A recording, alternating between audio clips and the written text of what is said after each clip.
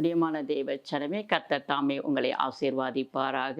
வார்த்தை என்ற மன்னா, நாகும் 1 அதிகாரம் 12வது வார்த்தை. நான் உன்னை சிறுமைப்படுத்தினேன், இனி உன்னை சிறுமைப்படுத்தாதிருப்பேன் என்று தேவன் சொல்லுகிறார். இந்த நாளில் நம்ம எவ்வளோ காரியத்துக்கு சிறுமைப்பட்டு போயிருப்போம்.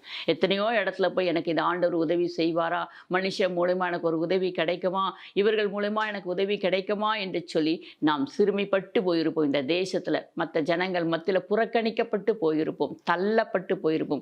என்னை பார்த்து, உங்களை பார்த்து தேவன் சொல்கிறார், இனி நான் உன்னை சிறுமைப்படுத்தாதிருப்பேன் மகனே, நான் உன்னை சிறுமைப்படுத்த மாட்டேன் மகளே என்று தேவன் சொல்கிறார். அருமையான வார்த்தை. பிரியமான தேவச்சனமே, கர்த்தர் நம்மளை இவ்வளவு காலம் சிறுமைப்படுத்தி வைத்திருந்தால் ஏதோ ஒரு நோக்கம், ஏதோ ஒரு திட்டம், அதற்காக நம்மளை சிறுமைப்படுத்தி வைத்திருந்தார். தாவீதை கூட தேவன் சிறுமைப்படுத்தி ஒதுக்கிதான் வைத்திருந்தார். அதிலிருந்து தேவன் உயர்த்தினது போல நம்முடைய வாழ்க்கையும் நம்மையும் தேவன் ஆசீர்வாதிப்பார். நம்ம உண்மையும் உத்தமமாக வாழும் பொழுது நம்முடைய கண்ணீர் துடைக்கப்படும். பிரியமான தேவச்சனமே, கர்த்தர் நம்மளை மேன்மைப்படுத்தத்தான் ஆசைப்படுகிறார். இனி நான் உன்னை சிறுமைப்படுத்த மாட்டேன் என்று சொல்லி இந்த கால வேளையில உங்களுக்கு தேவன் வாக்கு பண்ணுகிறார். இந்த வார்த்தையை நீங்க பிடித்துக் கொள்ளுங்க. அப்பா, இனி நான் உன்னை சிறுமைப்படுத்த மாட்டேன்னு சொன்னீங்களேப்பா, நான் சிறுமைப்பட்ட நாட்களுக்கும் துன்பத்தை கண்ட வருஷங்களுக்கும் எங்களை மகிழ்ச்சியாக்குங்கப்பான்னு சொல்லி நம்ம அப்பா கிட்ட கேட்கும் பொழுது தேவன் அதை அப்படியே நமக்கு தருவார். இந்த நாளை உங்களுக்கு ஆசீர்வாதத்தை கொடுக்கும்படி நாம் இப்பொழுது ஜெபிப்போம். அப்பா, நாங்கள் உம்மை ஸ்தோத்திரிக்கிறோம். நல்ல தகப்பனே, எங்கள் ஜெபங்களை கேட்கிறவரே,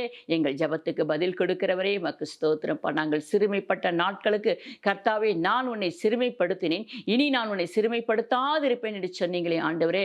எத்தனை காலம் எங்களை சிறுமைப்படுத்தி வைத்திருந்தீங்க, இப்பொழுது எங்களை உயர்த்தி வைத்து அழகு பார்க்கிற தேவனுக்கு ஸ்தோத்திரம். இந்த நாள்ல இந்த வார்த்தையின்படி, இந்த வார்த்தையை விசுவாசிக்கிற பிள்ளைகளுக்கு தகப்பனே, நீர் அவளை ஆசீர்வாதிக்கும்படி உம்முடைய வல்லமையுள்ள கரத்துல ஒப்புக் கொடுக்கிறேன் ஆண்டவரே.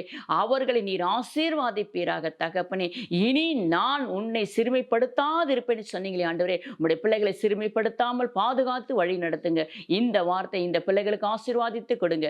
இந்த நாள் முழுதும் உம்முடைய கரம், உம்முடைய பிரசன்னம் உம்முடைய பிள்ளைகளோடு கூட இருந்து நடத்துவதாக.